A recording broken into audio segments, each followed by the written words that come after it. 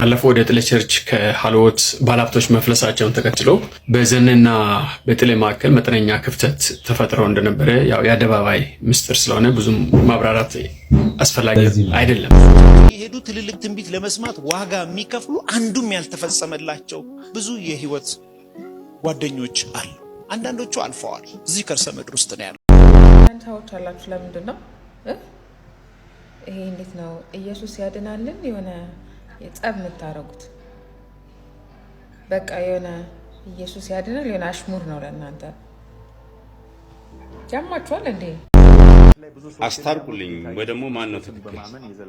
ካገኘን በኋላ እዚህ ምድር ላይ አፈርድሜ በልተን ጌታ ሲመጣ በሚቀጥለው መንግስት ብቻ ነው ብሎ የሚያምኑ ሰዎች አሉ። እቺ ቤተክርስቲያን ጭምር ነው መንሰብ ብሎ መከናወን ስኬት ምናምን እኔን ስትከተሉ መከራ አለባችሁ። በአንድ አቅጣጫ ይመጣሉ፣ በሰባት አቅጣጫ ተበትናቸዋል። እሱ ዘዳግም ነው። አዲስ ኪዳን የሚለው ይበትኑሃል።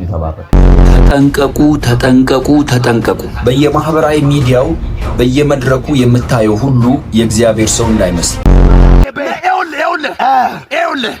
ኤልያስ ከሞተ በኋላ ወደ አዲስ ኪዳን ስንገባ በኤልያስ መንፈስ የሰራው መጥምቁ ዮሐንስ ነው። ብራና ካቶቤላባ ብዙ አረጋውያንን እናቶችን ከነ ህይወታቸው በነፍስ ሳሉ በጅብ ተበልተው እንዲሞቱ ከጠላት ዓለም የወጣውን አዋጅ በኢየሱስ ክርስቶስ ስም እንሰብረዋለን። እግዚአብሔር ኢትዮጵያ ሚዲያ ተከታታዮች እንደምን አላችሁ? በእያላችሁበት የጌታ ጸጋ ከሁላችሁ ጋር ይሁን።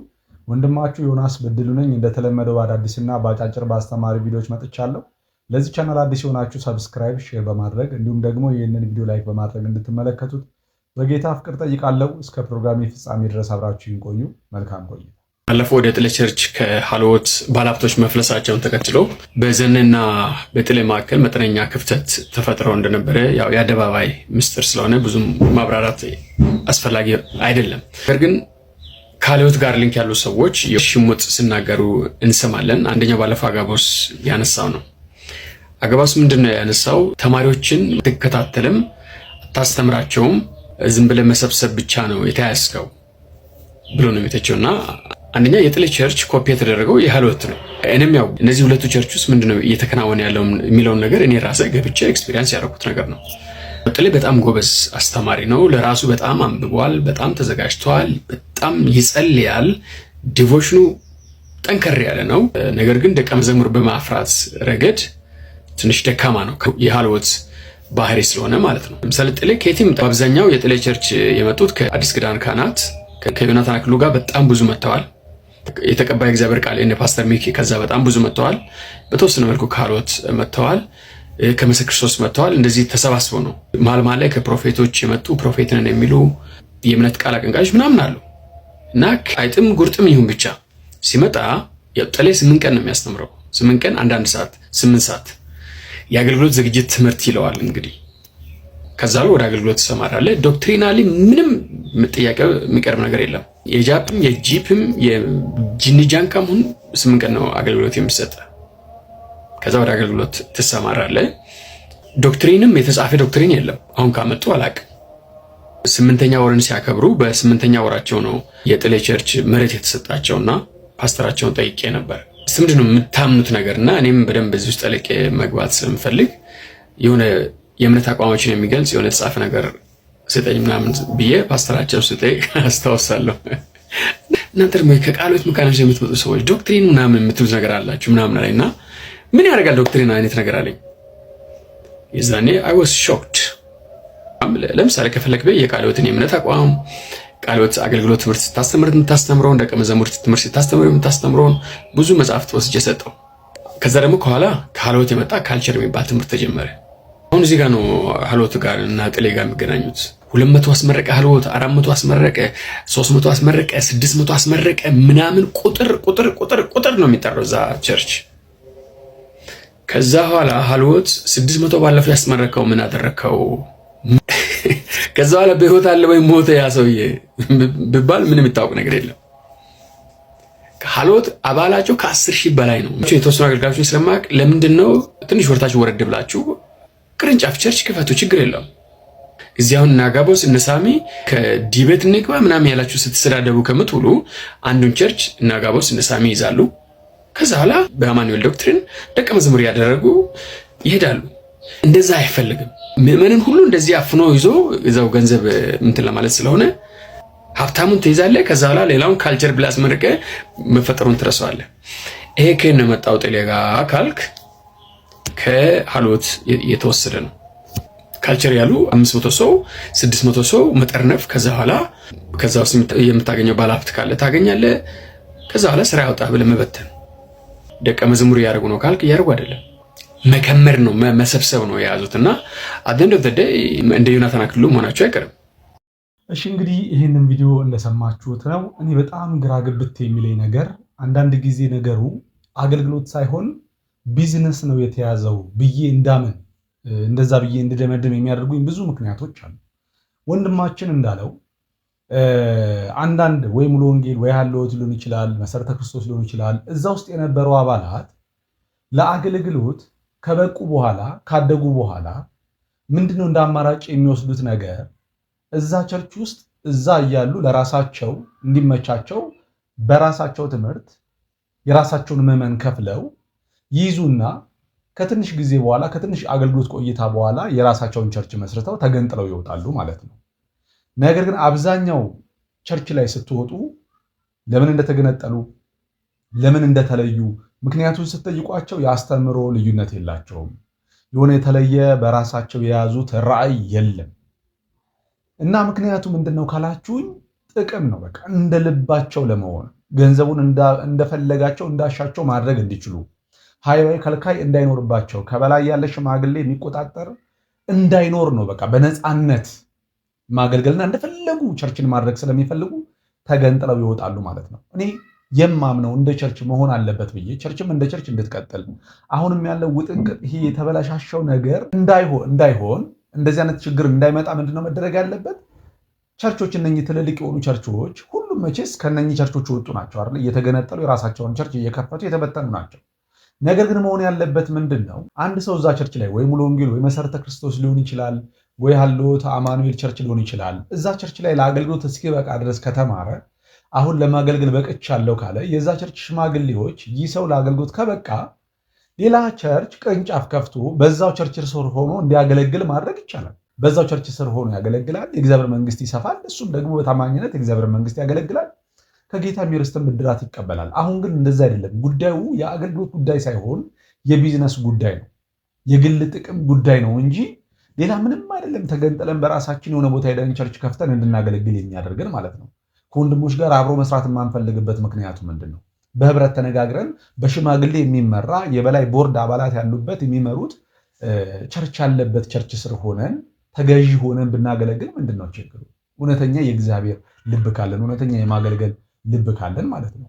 ስለዚህ ሁላችንም ይህንን ነገር ነው ምሳሌ አድርገን መከተል ያለብን። ቸርችም እንደዚህ ነው መስፋት ያለባት። ለዛም ነው አሁን መረን የወጣ ነው፣ ሃይባይ የሌለበት ማንም ከልካይ የሌለበት ሁሉም እንደፈለገ እንደወደደ እንደ ግል ድርጅት እንደ ግል ቤቱ እንደፈለገ ቸርችን የሚዘውሩት የዘመኑ ነቢያት። ለዚህም ነው ብዙ ቸርች እየሄዱ ትልልቅ ትንቢት ለመስማት ዋጋ የሚከፍሉ አንዱም ያልተፈጸመላቸው ብዙ የህይወት ጓደኞች አሉ። አንዳንዶቹ አልፈዋል። እዚህ ከርሰ ምድር ውስጥ ነው ያሉት። ትልልቅ ትንቢታቸውን ይዘው ተሰብስበዋል። ነገም አንተ እንደዛው ከሆንክ ትቀጥላለህ። አንተ ጧጧሽ ብትል በትልልቅ እንባዎችህ እግዚአብሔርን ሆዱን ማባባት አትችልም። የኢትዮጵያ ፍርድ ቤት ውስጥ ሄደህ ባልሰራህ ወንጀል ብትከሰስና ዳኛ ፊት ብትቀርብ ዳኛው እንዲያዝንልህ ትልልቅ እንባዎችህን ብታለቅስ በፍውስጥ ብትጠራረግ ዳኛው ሆዱን ማባባት አትችልም። ነገር ግን ከዛ አልፈ መጥተህ ክቡር ዳኛ፣ ክቡር ፍርድ ቤት ተከሰስኩበት ወንጀል እኔ አልፈጸምኩት ደግሞ ያላደረግኩት ነው፣ ጉዳዩ ተጣርቶ ሌላ ቀጠሮ እንዲሰጠኝ ብለህ ህግና አንቀጽ ጠቅሰህ ብትናገር ግን ከተናገርከው ቃል ተነስቶ ዳኛው ይመልስልሃል እንጂ ስለ ለቅሶ ንግግር የለውም። እግዚአብሔር ልክ እንደዚህ ሆኖ ለልጆቹ ይሄው ነው በቃ ካደረገ በኋላ የነገ ህይወትን በራሱ መንገድ ነው የሚመራ። ዳዊት ጋር እንደሱ ነው። ሳይቀባ ቅባት መጣበት፣ ተፈልጎ ተቀባ። ባላሰበው አቅጣጫ ያዳነው ሳውልን ያሳደደው ይሄ የእረኛው መንገድ ነው። ለምን አሳደደው ካል በኢንተለጀንት ስራ ውስጥ ለነገስታት የሚፈለጉ ሰዎች ነገስታትን የሚያሳድዳቸው። ነገ ገቨርንመንት መሪ የምትሆን ከሆነ እዛ አካባቢ መኖር መቻል አለብህ። እዛ አካባቢ ሳትኖር እዛ አካባቢ ላይ ያለውን ነገር ልታውቅ አትችልም። ትልልቅ ዓላማ የተፈለጉ ሰዎች ትልቁ እግዚአብሔር በትልቅ ቦታ ያሳልፋቸዋል። የኔ ምድረ በዳ የኔ ችግር በዛ ካል አሜን ብለህ ተማርና ለከበረ ነገር ግባ። ትንሽ ምድረ በዳ ትንሽ ስኬት እንዳለው ሁሉ ትልቅ ምድረ በዳ ትልቅ ክብር አለው። ክብር ለኢየሱስ ብቻ ይሁን። ክብር ለኢየሱስ ይሁን። የዘመኑ አማኞች እውነት ለመናገር ምድረ በዳ አንወድም። መከራ፣ ስደት፣ ስቃይ፣ ፈተና በምንም በጭራሽ አንወድም። በቃ የእግዚአብሔር ሰውም ጋር የምንሄደው ከእንደዚህ አይነት ነገር ሽሽት ነው። ያም የእግዚአብሔር ሰው ፈተናው ለጊዜው ነው፣ መከራው ለጊዜው ነው፣ አይዟችሁ በርቱ አይደለም። ዛሬ ነፃ ወጣሽ፣ ዛሬ መከራው አለፈ፣ ከዚህ በኋላ ትጠረምሻለሽ፣ መከናወን ይሆንልሻል፣ መከራ ፈተና በሕይወትሽ የለም ብሎ ከክርስትና ውጭ ያደርገናል ማለት ነው። ምክንያቱም ክርስትና ከመከራ የተለየ አይደለም። ክርስትና ከፈተና የተለየ አይደለም። ክርስትና ከምድረ በዳ ከበረሃ ከሐሩር የተለየ አይደለም። በቃ ከእግዚአብሔር ጋር የምንኖር ከሆነ በዚህ ህይወት ውስጥ ማለፍ ግድ ይለናል። መጽሐፍ ቅዱስ እንኳን ሲናገር ከምናስበው በላይ እንድንፈተን የማይፈቅድ እግዚአብሔር ከፈተናው ጋር አብሮ ቀዳዳውንና መውጫውን ይሰጠናል ይላል። ስለዚህ የዘመኑ ነቢያት ግን ሁልጊዜም በዚህ ፈተና ውስጥ እንድትቆዩ አይፈልጉም። በዚህ መከራ ውስጥ እንድትቆዩ አይፈልጉም። እነሱ ነፃ ባያወጧችሁም ከመከራው ባያድኗችሁም የውሸት ግን ትድናላችሁ፣ ትሻገራላችሁ። በቃ ነፃ ወጥታችኋል፣ ከዚህ በኋላ ያልፍልሃል፣ አሜሪካ ትሄዳለህ፣ ቤት ትገዛለህ፣ ጮማ ትቆርጣለህ እያሉ ነው የሚሰብኳችሁ ማለት ነው። ይሄ ማለት ምን ነው? ከክርስትና እያስወጧችሁ ነው ማለት ነው። እና ወንድምና እህቶቼ ክርስትና ሊያሳልፋችሁ በፈለገው መንገድ ውስጥ ለማለፍ ልትገደዱ ግድ ነው። ምክንያቱም መጽሐፍ ሲናገር እምነታችሁ ወርቅ በእሳት እንደሚነጥር በፈተና ውስጥ በእሳት ውስጥ ሊያልፍ ግድ ነው እምነታችን። አያችሁ። ስለዚህ በዛ መንገድ በማለፍ ነው ክርስትናችንን ተጋድለን ከጌታ የርስት ምድራት የምንቀበለው ማለት ነው። አንዳንድ ሰዎች አላችሁ ለምንድን ነው ይሄ እንዴት ነው ኢየሱስ ያድናልን የሆነ የጸብ የምታረጉት? በቃ የሆነ ኢየሱስ ያድናል የሆነ አሽሙር ነው ለእናንተ። ያማችኋል እንዴ? እንዴት ነው ኢየሱስ ያድናል አሽሙር የሚሆን? እንዴት ነው ሰው ራንደምሊ የሆነ አንዳንዴ እኮ በቃ የሆነ ባላስበላ መንገድ ይሄ ባላስጠጣ አይነት መንገድ ፎቶ ምናምን ነገር ላይ ኢየሱስ ያድናል ከዛ ሃይታግ ምናምን ነገር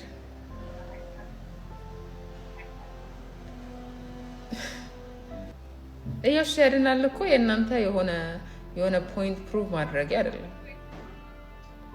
እግዚአብሔር ነው፣ አምላክ ነው፣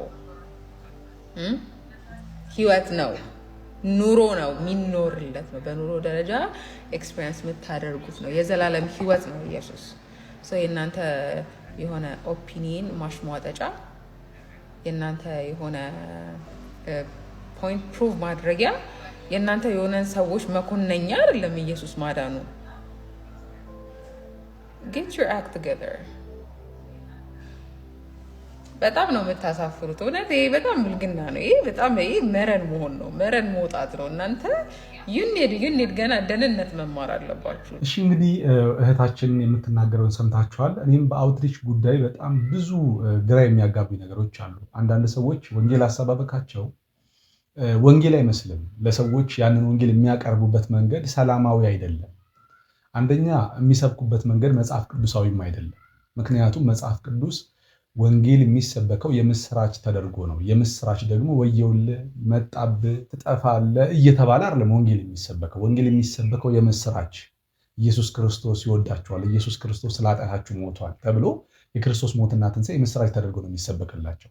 አንዳንዶች ግን እህታችን እንዳለችው ማስፈራሪያ ያደርጉታል። ጸብ ነው የሚመስለው። በቃ ማለት ሰዎች እንዲቀበሉት የሚያደርግ አይደለም ወንጌል አሰባበካቸው። በሁለተኛ ደረጃ የዚህ ዘመን የወንጌል አሰባበክ ሲስተም ምንድነው? ወንጌል ለመስበክ አይደለም ዓላማው። የሚወጡት ምንድነው? አሁን ላይ ቢዝነስ ስለሆነ ካሜራ ሰው የማያይበት ጥግ ቦታ ላይ የሆነ ሰው ቆሞ ካሜራ ይቀርጻቸዋል። እንዲሁ ለይስሙላ ያክል ኢየሱስ ያድናል እያሉ ወንጌል ይሰብካሉ። መንግስተ ሰማያት ቀርባለች እያሉ ወንጌል ይሰብኩና ያችን ምን ያደርጋሉ? ቲክቶክ ላይ እንዳለችው ሃሽታግ አድርገው ይፖስቱታል ማለት ነው። እና ዓላማው ወንጌል ለመስበክ አይደለም።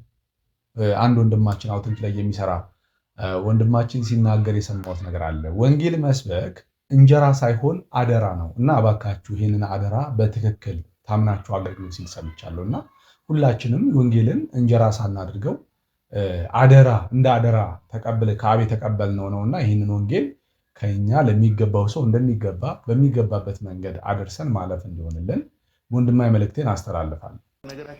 አስታርቁልኝ ወይ ደግሞ ማን ነው ትክክል?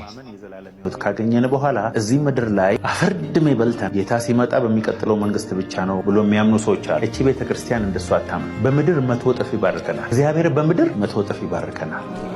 ዋናው ሽልማታችን እዛ ይሆን እንጂ እዚህ ምድር ላይ የምድርን ስብ ያበላናል፣ በሰላም ይባርከናል፣ በሽታን ከመካከላችን ያርቃል፣ እህልና ውሃችንን ይባርካል። ጌታ ሆይ እኛ እኮ ሁሉን ትተን ተከተልን አለው ጴጥሮስ። ስለኔ ቤቱን፣ ትዳሩን፣ እርሻው የተወ በምድር 100 እጥፍ የሰማዩን ማቶ እግዚአብሔርን ስናገለግል ተዘርዝሮ የማያልቅ ጥቅም ነው የምናገኘው። ጤና ነው እንካ፣ ፈውስ ነው እንካ፣ ስኬት ነው እንካ፣ መከናወን ነው እንካ። በዛው ልክ ደግሞ ጥፊም አለ እንካ፣ እርግጫም አለ እንካ። እሱንም ጭምር ነው የምንሰብከው። ምሎ መከናወን ስኬት ምናምን እኔን ስትከተሉ መከራ አለባችሁ። በአንድ አቅጣጫ ይመጣሉ፣ በሰባት አቅጣጫ ተበትናቸዋል። እሱ ዘዳግም ነው። አዲስ ኪዳን የሚለው ይበትኑሃል ነው። ይበትኑሃል እስከ ሞት ድረስ የታመንኩ ነው። በኦሪት ነው እግዚአብሔር እሳቱ ስትጣል መልአኩ አራተኛው ነው መጥቶ ከእሳቱ ውስጥ የሚያወጣ። አንበሳ ጉድጓድ ስትጣል እግዚአብሔር መልአኩን ልኮ አንበሳውን አፍ የሚዘጋው። በአዲስ ኪዳን ለአንበሳ የተሰጠ ክርስቲያን ሁሉ ተቀርድዶ ነው የተበላ። ለምን? ኪዳኑ ነው። የሚገርም ነው ወንድማችን። እንዲህ ዘመን የተባረከ ይሁን። ወንጌል ይሄ ነው። ዘዳግምን እያመጣን የብሉይ ኪዳን ጥቅስ እያመጣን ልክ የጸጋ ዘመን መልእክት አድርገን ለሰዎች እየሰበክን የዘመኑን ምዕመናን ባናጓጓቸው፣ ይህንን ነገር ማድረግ የእግዚአብሔር ግዴታ እንዳለበት አድርገን ባንሰብክ፣ ሰዎች ከእግዚአብሔር እንዲጠብቁ ባናደርግ ጥሩ ነው። በብሉይ ኪዳን እኮ ይህን ብታደርግ ይህ ይሆንልሃል፣ ይህን ብታደርግ የምድርን ፍሬ ትበላለህ ተብሎ የተዘረዘሩ ብዙ ዘዳግም ላይ አሉ። አሁን በጸጋ ዘመን ግን ይህንን ብታደርግ ይህንን አደርግልሃለሁ ያለበት በአንድም ስፍራ የለም። ይልቁንም ወንድማችን እንዳለው በመከራ ውስጥ፣ በስደት፣ በሞት፣ በተለያየ ሁኔታ ውስጥ እናልፋለን። ነገር ግን የጊዜው መከራችን የዘላለምን ክብርንና ብዛትን እንደሚያደርግልን አውቀን በመከራችን እንመካለን። ሊገለጥ ካለው ክብር ጋር ሲመዛዘን የአሁኑ ዘመን ስቃይ ምንም አይደለም ነው ተብሎ የተሰበከልን። ስለዚህ ወንድሞች አትታለሉ። ክርስትና እኛ እንደምናስበው አልጋ በአልጋ አይደለም። አልጋ በአልጋ ነው መንገዱ የሚለው መዝሙር ያለው እዛ ኦርቶዶክስ ቤተክርስቲያን ነው፣ ገዳም ስትሄዱ ነው። እዚህ ግን አልጋ በአልጋ የሚባል ነገር የለም። ወንድምና እህቶች ስለ ወንጌል የሚከፈለውን ዋጋ ለመክፈል ተዘጋጁ። ጸጋው ያግዛችኋል። በውስጣችሁ ያለው ጸጋው ራሱ ይህንን ስራ ይሰራል። ነገ ከጌታ የርስትን ብድራት ትቀበላላችሁ ማለት ነው። የጌታ ስም የተባረከ ይሁን። ተጠንቀቁ፣ ተጠንቀቁ፣ ተጠንቀቁ። በየማህበራዊ ሚዲያው በየመድረኩ የምታየው ሁሉ የእግዚአብሔር ሰው እንዳይመስል። መጽሐፍ ቅዱስ ስለ ሐሰተኛ ነቢያት ምን ይላል? እንዴትስ በቀላሉ እንለያቸዋለን? እስከ መጨረሻው ተከታተሉ። አንደኛ፣ ፍሬያቸው። ማቴዎስ ወንጌል ምዕራፍ 7:15 ላይ ኢየሱስ ሲናገር የበግ ለምድ ለብሰው ከውጭ ይመጣሉ፣ በውስጣቸው ግን ነጣቂዎች ተኩላዎች ናቸው ይላል። በቃላቸው ሳይሆን በአኗኗር ዘይቤያቸው፣ በሚያሳዩት ድራማዊ ትህትና ሳይሆን በህይወት ፍሬያቸው መርምራቸው። ሁለተኛ፣ ጥቅምና የማይፈጸም ትንቢት። ዘዳግም 18:22 ላይ የተናገሩት ትንቢት ባይፈጸም ያ ሰው በድፍረት ተናግሮታል ይላል። ከነሱ በላይ ደፋር እንደሌለ ታውቃላችሁ።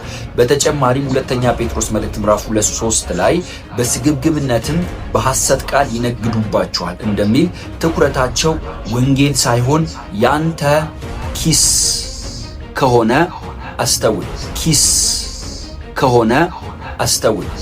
ሶስተኛ፣ ከእግዚአብሔር ቃል ማፈንገጥ። ሁለተኛ ጢሞቴዎስ መልእክት ምዕራፍ 4:3 ላይ ጆሮአቸውን የሚያሳክክ ስለሚሆን ይላል ወደ ተረት ዘወር ይላሉ ይላል። ኃጢአትን የማይገስጹና ክርስቶስን የማይሰብኩ ክርስቶስን ማዕከል ያላደረጉ ተአምራቶች ሁሉ እያታለሉክ ነው፣ ተጠንቀቅ። ስለዚህ አንደኛ ዮሐንስ መልእክት ምዕራፍ 4:1 ላይ እንደሚል መናፍስትን ሁሉ አትመኑ፣ መርምሩ። ይህ ቪዲዮ ለሌሎችም እንዲደርስ ላይክ እና ሼር አድርጉ። ጌታ ይባርካችሁ። ዋው ዘመኔ የተባረከ ነው። ወንድማችን በጣም የሚገርም መልእክት ነው ያስተላለፈልን። እንደተጠቀማችሁበት ተስፋ አደርጋለሁ። ኤልያስ ከሞተ በኋላ ወደ አዲስ ኪዳን ስንገባ በኤልያስ መንፈስ የሰራው መጥምቁ ዮሐንስ ነው። ብራና ካቶቬላባ ና በኤልያስ መንፈስ በኤልያስ ኃይል በኤልያስ ቅባት የሰራው ሲሆን ቆይ አለ ይገርመኛል አሁን ጁኩ አሁንም የኤልያስ መንፈስ አለ yes አሁንም የኤልያስ ቅባት አለ ለምን ካልከኝ የኤልዛቤል መንፈስ ከሰራ ዮሐንስ ራእይ ላይ የኤልዛቤል መንፈስ ከሰራ የኤልያስ መንፈስ ይሰራል አሁንም ያ ቅባት አለ ቆይ ጃኒያኮ ፋኒያኮ ሰበ ይሰራል አንድ ነገር ልንገርህ በዚህ ዘመን የኤልዛቤል መንፈስ የሚሰራ ከሆነ ያ ጨለማ ያ ስፒሪት አሁን የሚሰራ ከሆነ ያ የኤልያስ ላይ የተገለጠው ቅባት እንዴት በዚህ ዘመን ለምን አይሰራም እንዴት አረ በኔ ላይ ተገለጠ ኢየሱስ በአንተ ላይ ተገለጠ አሜን ኤልዛቤልም የሚፈጣፍጥ ቅባት ይገለጣል ዋናው የሚገለጣውና ኮቬና ማቶቬራ ብዙዎችን እኮ ያሳረደ ቅባት ነው አንተ ሰውዬ ቀለል ብሎ ነው የሚመጣው የሆነ ጋጋታ አይፈልግም ግርግር አይፈልግም የሆነ ምናምን አይፈልግም አጅብታ አይፈልግም አጃኮ በርበና ከታያ አሜን ሸከለበደ አሜን ይመጣል ምድርን ያናውጣል ይመጣል ደጋሞችን ያናውጣል ይመጣል ብዙዎችን ግራ ያጋባል ለምን መሰለ ብቻውን ሰማይን ይዞ የሚንቀሳቀሰው አረ ወገን ክርስትና እንዲህ በመፈራገጥ መቼ ሆነና ሰከን ማለት በጣም ያስፈልጋል እንደዚህ በመወራጨት በመፈራገጥ ምንም ጠብ የሚል ነገር የለም እውነት ለመናገር ከተናገራችሁት ውስጥም ምንም ለልባችን ጠብ የሚልልን ነገር የለም ምክንያቱም እንደዚህ ሆኖ እንደ እብድ ይሆኑ ውስጥ ለራስ የተረጋጋ መንፈስ ሳይኖር ምንም ለሰው ልታካፍል አትችልም አንደኛ የምትናገሩት ነገር መጽሐፍ ቅዱስን መሰረት ያደረገ አይደለም የኤልያስ መንፈስ ምንድነው የኤልያስ መንፈስ ምን ማለት ነው ለመሆኑ ዮሐንስ በኤልያስ መንፈስና ኃይል በክርስቶስ ፊት ይሄዳል ማለት የሚለው ትርጉም ምንድነው ኤልያስ የራሱ መንፈስ አለው እንዴ መንፈስ እኮ አንድ ነው እርሱም የእግዚአብሔር መንፈስ ነው አይደለ ነገር ግን በኤልያስ ላይ ያ መንፈስ ይሰራበት የነበረበት መንገድ አለ አይደለ አሁን ግን መጽሐፍ ቅዱስ መንፈስ ቅዱስ በኤልያስ ላይ እንደሰራው ዳዊት ላይ እንደሰራው ሳውል ላይ እንደሰራው ዮሐንስ መጥምቁም ላይ እንደሰራው አይደለም የሚሰራው ምክንያቱም አሁን ሁላችን የክርስቶስን መንፈስ ነው የተካፈልነው የክርስቶስን መንፈስ ነው በውስጣችሁ ይኖራል የተባልነው የክርስቶስ መንፈስ የሌለው እርሱ የክርስቶስ ወገን አይደለም ነው የሚለው መጽሐፍ የክርስቶስ መንፈስ በውስጣችሁ ቢኖር ሰውነታችሁ በኃጢአት የሞተ ነው መንፈስ ግን በጽድቅ ምክንያት ሕይወት ነው ተብሎ ተጽፎልናል ስለዚህ ወንድምናቶቼ እናስተውል መጽሐፍ ቅዱስን እናንብብ ዝም ብለን መወራጨት አይደለም ክርስትና ተረጋግተን በሰከነ መንፈስ መጽሐፍ ቅዱስን እያነበብን የምንረዳው እውነት ነው እንጂ አንድ ነብይ እየዘለለ እየተወራጨ የሚያወራውን ከአንደበቱ የሚያወጣውን ቃል እየያዛችሁ እዚህ ጋር እንደ መንፈሳዊ ነገር አድርጋችሁ ማውራታችሁ ተገቢ አይደለም ይሄ አሁን የምትሆኑት ሁኔታ ቸርች ውስጥ የሚደረግ በዘልማድ የተለመደ በቃ አንዳንድ ነቢያት ቸርች ላይ ስትሄዱ እንደዚህ ነው በቃ በመንፈስ ተቀጣጥያለሁ ተነክቻለሁ ራሴን መቆጣጠር አልቻልኩም እያሉ ይሄ ጋጠወጥነት በቃ ከመጽሐፍ ቅዱስነት የራቀ ተግባራቶችን ታያላችሁ ልክ እንደዛ ነው እያየነባችሁ ያለ ነው ማለት ነው ስለዚህ ወደ ቃሉ እንመለስ ካለበት ዋሻ ካለበት ስፍራ ላይ ይወጣ ወደ ከተማ ሲገባ ሰዎችን በህይወት ሳሉ ሲበላ ህፃናትን ሲበላ አረጋውያንን ሲበላ የጌታ መንፈስ አሳይቶኛል ይህንን አስረግጬ መናገር ፈልጋለሁ እግዚአብሔር ከተማን ካልጠበቀ ጠባቂ በከንቱ ይደክማል ተብሎ ተጽፏል እግዚአብሔር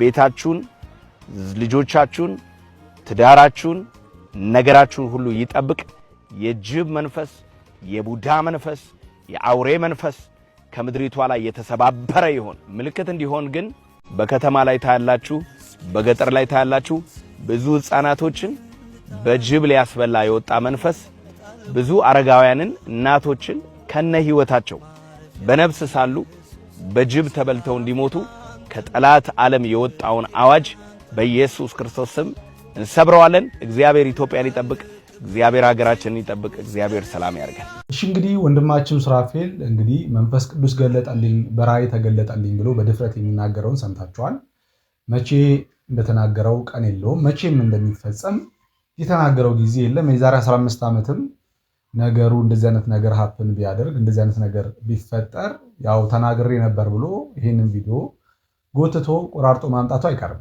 ነገር ግን የተናገረውን ቃል እስቲ እንመዘነው በመጀመሪያ ደረጃ እግዚአብሔር አሳይቶታል አሮጊቶች ህፃናት አዛውንት በቃ በጅብ ከነነፍሳቸው ሲበሉ በሚዘገን ሁኔታ ሲበሉ አሳይቶኛል ብሎ ተናግሯል ይሄ ለምልክት እንዲሆን ታያላችሁ ብሏል ነገር ግን ደግሞ እንዳይሆን እጸልያለሁ እያለ ነው ግራ የሚገባኝ ነገር ለምንድን ነው የምትጸልየው አሁን የሚጸልየው ነገሩ እንዳይፈጸም ነው፣ እንዳይሆን እንዳይከናወን ነው አይደለ እየጸለየ ያለው።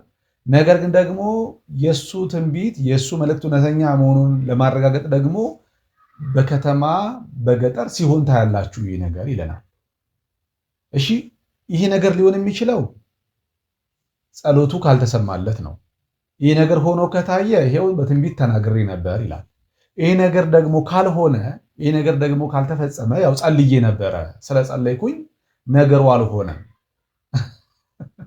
ከሁለቱም አናመልጥም ማለት ነው። በሁለቱም መንገድ እኔ እግዚአብሔር ነብይ ነኝ ብሎ ለመምጣት ይመቸዋል ማለት ነው። እና እንደዚህ ነው እንግዲህ እየተጫወቱብን ያሉት ማለት ነው። እኔ በጣም ደግሞ የሚገርመኝ በድፍረት የእግዚአብሔር መንፈስ አሳይቶኛል፣ የእግዚአብሔር መንፈስ ነው እንዲህ ያለኝ፣ እግዚአብሔር እንዲህ ይለኛል ብለው የሚናገሩበትን ድፍረት ከየት እንደሚያመጡት ግራ ነው የሚገባኝ። ምን ያህል እግዚአብሔርን እንደተዳፈሩት የቆሎ ጓደኛቸው እንዳደረጉት ነው የሚገርመኝ። እግዚአብሔር ማስተዋል ይስጣቸው። ለእኛም ለምንሰማው ወንድምና እህቶች እግዚአብሔር ማስተዋል ይስጠን። እንግዲህ ለዛሬ ያዘጋጀውላችሁ ቪዲዮ ይህንን ይመስላል። በሌላ ቪዲዮ እስክንገናኝ ድረስ በያላችሁበት የጌታ ጸጋ ከሁላችሁ ጋር ይሁን። ሰላም ነው።